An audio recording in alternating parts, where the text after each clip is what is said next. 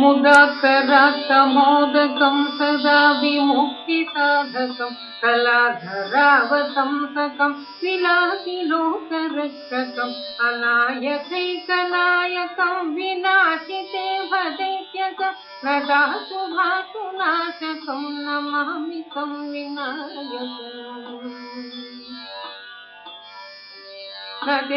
नदेतराधिभीकरं नभोतिताप्रभाकरं नमस्कुरारिनिश्चरं नदातिकावधुध्वरं सुरेश्वरं निधीश्वरं गजेश्वरं गणेश्वरं माहेश्वरं समाश्रये परात्परं निरन्तरम्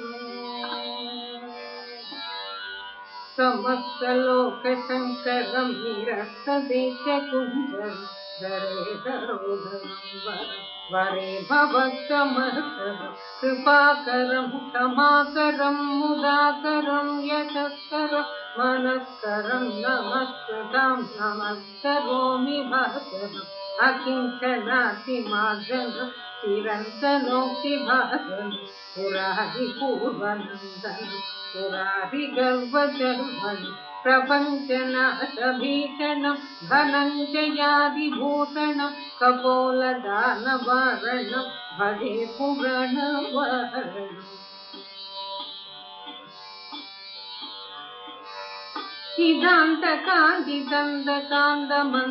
चिदान्तकान्तिदन्तकान्तमन्तकान्तकात्मजम् अचिन्त्यरूपमन्तहीनमन्तराय सङ्गनं हृदन्तरे निरन्तरं वसन्तमेव योगिना तमेकदन्तमेकमेव चिन्तयामि सन्ततं महागणेश पञ्चरत्नमाधरेण योऽवहम् प्रजल्पदि प्रभातके श्रुतिस्मरन् गणेश्वरम् अरोगदमघोषता सुसाहितिं सुपुत्रदा समाहिता पुरष्टभूमिमप्युभैति सुचिरा